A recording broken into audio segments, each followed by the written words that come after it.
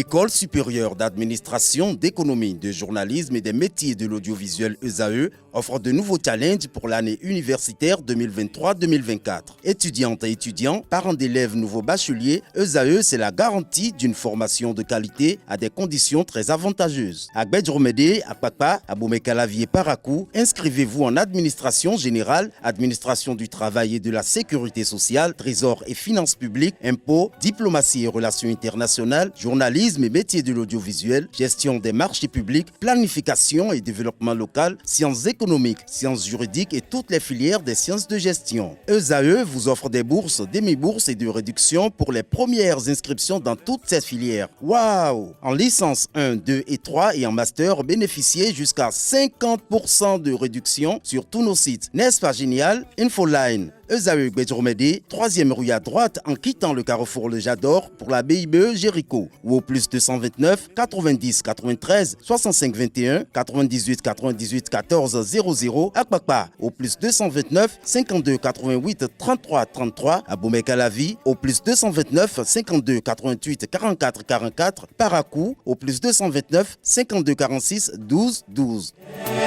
ESAE, l'excellence à un nom. Bonjour à nouveau, chers amis internautes. Le quotidien béninois d'information générale et d'analyse, l'informateur titre ce matin en manchette « Élections générales de 2026, la question des lois électorales, les élections générales de 2026 étant une première en République du Bénin. Nombreux sont les acteurs politiques qui insistent sur une définition très claire des règles du jeu. Au regard des expériences passées, ils estiment qu'il faut toiletter les lois électorales, retrouver leurs opinions diverses à la page 3 de la livraison de ce mercredi. En deuxième de titre, on peut lire à la une de l'informateur de ce matin, loi de finances gestion 2024, des cadres du Parlement à l'étude du projet envoyé par le pouvoir, bientôt un document synthèse à l'attention des députés. Éducation, des AME dénoncent leur surexploitation, nous apprend l'informateur. À l'oreille droite, on peut lire Journal École, élections professionnelles. Les syndicats déjà en lice vous sont proposés dans les colonnes du journal École. Une invite ainsi à découvrir dans les colonnes de la parution de ce matin du Canard les productions journalistiques des étudiants en formation sur les différents campus de l'ESAE, l'École supérieure d'administration, d'économie, de journalisme et des métiers de l'audiovisuel à Cotonou, à Boumekalavi et Parakou.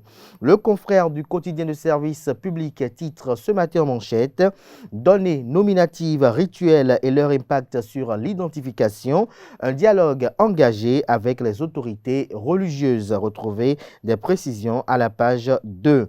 Défi de la gestion des équipements sanitaires, un repositionnement des soins biomédicaux visés. Le journal nous apprend que les premières journées biomédicales du réseau des hôpitaux d'Afrique, de l'océan Indien et des Caraïbes se sont ouvertes ce mardi 24 octobre à Cotonou. Au cœur des travaux, la problématique de la gestion des équipements biomédicaux et les défis qu'elle implique.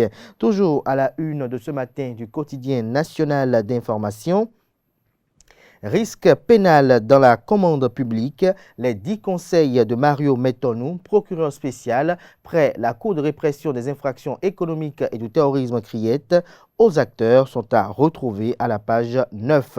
Le matinal à présent, frontière maritime de Sémécraqué, une cargaison de cannabis saisie. Le journal nous apprend que l'unité spéciale de police fluviale et maritime a réalisé un exploit le 15 octobre 2023. À la frontière maritime de Sémécraqué, elle a mis la main sur des embarcations de fabrication artisanale contenant 137 sacs de cannabis.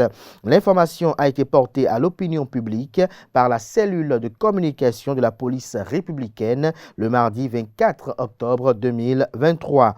À la une également de le matinal de ce matin, signature d'un accord pour la fourniture de moyens roulants. Le Japon appuie le Bénin contre le terrorisme. Des détails sur ces signatures d'accord à la page 2. Toujours à la une de le matinal de ce matin, Visite des infrastructures d'électrification et des projets énergétiques. Édouard Dahomey satisfait du niveau d'avancement des chantiers.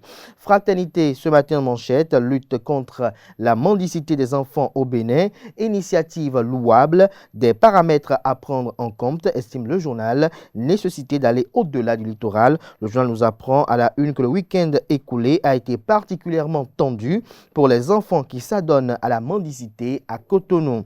Le préfet du département du littoral, Alain Orunla, sous la coupole du ministère des Affaires sociales, a procédé à une opération de salubrité avec la collaboration de la police républicaine.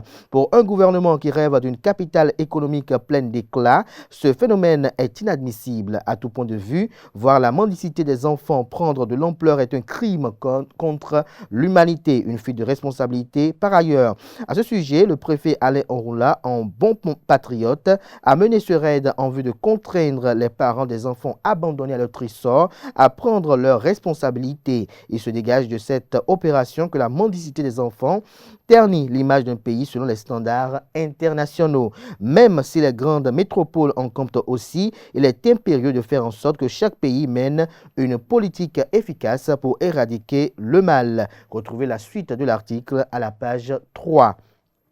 Entretien avec Adeline Zanou sur le secteur des ressources humaines. Les ressources humaines doivent promouvoir la diversité et l'inclusion. Des détails sur cet entretien exclusif à la page 2. Nous passons à présent à Matin Libre, Octobre Rose. Mobilisons-nous contre la fatalité des cancers. Conseils et exhortations de Rekia Madougou. Des précisions à la page 2. Toujours à la une de Matin Libre de ce matin, Clément Kakbochichi, président de la Commission béninoise des droits de l'homme. La révocation est de nul effet, retient le confrère de Matin Libre. Il n'aurait jamais eu AG, Assemblée générale, lundi dernier. Retrouvé des précisions sur cette nébuleuse à la page 9 de la page ce matin du journal. Le confrère de l'événement précis ce matin en manchette s'intéresse à la présidence du parti Les Démocrates. Candidat Armand Marie Azanaï, qui est sorti de son silence, a fait savoir son opinion. Le journal retient que candidat Azanaï désapprouve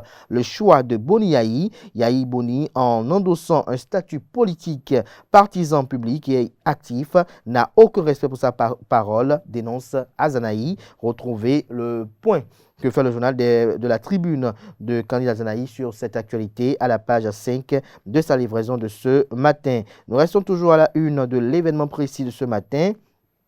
Atelier de réflexion sur le projet de loi de finances 2024, Louis Vlavonou invite les participants à une attention soutenue. Bénin Intelligent ce matin en manchette, depuis sa sortie fracassante du gouvernement Talon en mars 2017, Azanaï échappe à toute catégorisation politique. Candidat Azanaï, SDF politique et fier, titre le journal en illustrant son titre avec la photo du concerné et celle de Boni Yahi et de Eric Rondete. Retrouvez l'article en phase avec ce titre à la page 3. Toujours à la une de Bénin Intelligent de ce matin, on peut lire Oswald Omeki, un guépard sur le départ. Opinion du professeur Kouvi Raymond Assogba à retrouver à la page 4. Nord-Sud quotidien à présent pour vaste escroquerie des Béninois jugés en France. Nous apprend le journal des détails sur ce procès à la page 3. Guerre en Israël, la France doit-elle y voir un piège? S'interroge le confrère de Nord-Sud quotidien. Nous passons à présent à la nouvelle tribune. Bénin, l'Union progressiste Le Renouveau à l'école du parti unique, s'interroge le Canard. Le journal fait savoir que le parti de la majorité présidentielle, l'Union progressiste Le Renouveau, a reçu le 23 octobre dernier à son siège à Cotonou une délégation du Parti communiste chinois. Une visite qui intervient après le déplacement de leur leader, Patrice Talon, en Chine, suivi quelques semaines plus tard des responsables des partis politiques de la mouvance, dont l'Union progressiste Le Renouveau dans le même pays, sur invitation du Parti communiste chinois. Et ce rapprochement entre les deux partis politiques suscite déjà des interrogations des observateurs de la vie politique béninoise. Retrouvez l'article critique du journal à la page 3 de sa livraison de ce matin. Politique, les défis de l'opposition béninoise pour 2026 sont à retrouver à la page 11 de la livraison de ce matin de la Nouvelle Tribune, qui nous propose également comme titre ce matin à sa une, Bénin, Guido Soumitokpe se prononce sur la rivalité entre Talon et Yahi. Retrouvez son opinion d'opinion retranscrit à la page 10. Le potentiel à présent, projet de loi de finances gestion 2024, les contours du document présenté au cadre de l'Assemblée nationale. Louis Lavonous salue le gouvernement pour la transmission à bonne date de la loi, des précisions à la page 3. Coupure répétée d'électricité au Bénin, la société béninoise d'énergie électrique, le cauchemar des abonnés. Retrouvez l'article à la page 3.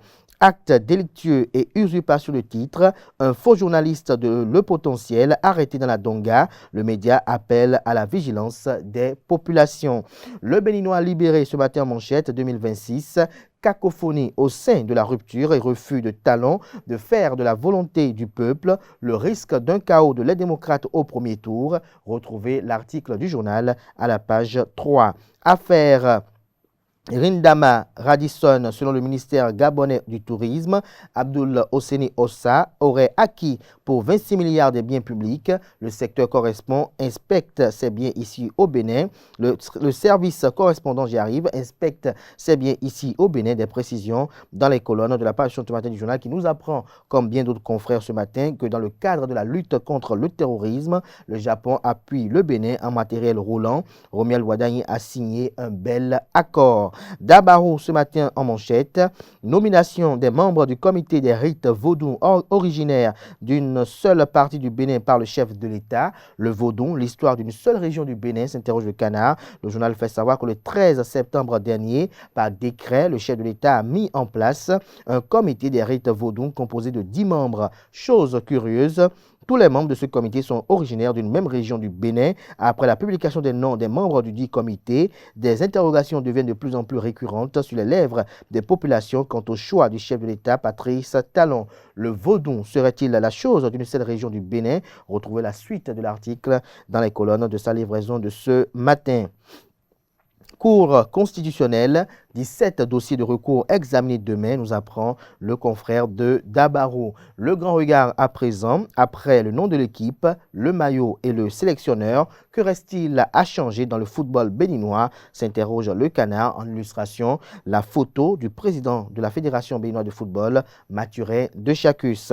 La boussole à présent, pour sa disponibilité à toujours recevoir des coups pour le compte de la rupture, Ayadi encourage et félicite Rachidi Badamassi. Toujours à la une de la boussole de ce matin, sur la frontière maritime de Sémékraké, des tonnes de cannabis de dealers non identifiés arraisonnés dans 3 embarcations artisanales. Des précisions à la page 3. Nous passons à présent à la primeur qui titre ce matin en manchette, élection générale de 2026, la Sénat en visite d'immersion au Sénégal. Toujours à la une de la primeur de ce matin, après sa réduction inattendue de peine à la Cour de répression des infractions économiques et du terrorisme criette lundi dernier, bientôt le retour d'exil du maire Séverin Adjovi.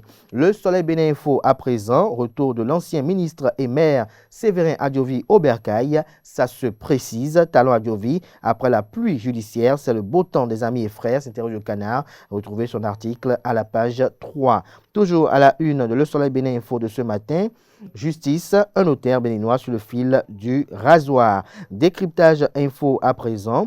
Programme de développement économique et social, 1,650 milliards d'appui du Japon au Bénin en matériel roulant. Des précisions aux pages 4 et 5. Le pays émergent ce matin en manchette. Affaire générale des assurances du Bénin opposant Sébastien Ajavon, actionnaire majoritaire, et Violette Didioro. La justice béninoise joue sa crédibilité. Le nouveau directeur général, Francis Odouaro, toujours en prison injustement, les avocats de la partie civile dénoncent une manipulation, un abus de confiance. Le dossier renvoyé sous week-end. Des précisions sur cette affaire à la page 3. Projet de loi de finances gestion 2024. Les cadres de l'Assemblée nationale en réflexion à grand propos. Le président Louis Lavonous lance officiellement les travaux. Le challenge pour finir. Ayant fait tomber son étoffe d'ancien chef de l'État, Yahi devient un citoyen lambda qui peut répondre de sa gestion. Retrouvez les motivations de ce titre à la page 3 de la page ce matin du Canard, qui propose également comme titre ce matin à sa une. Affaire Etisalat, ex-maire de Ouida et État béninois, Séverin Adjovi vers la remontada. Ce sera tout pour la une des journaux. Place à présent au bulletin matinal d'information.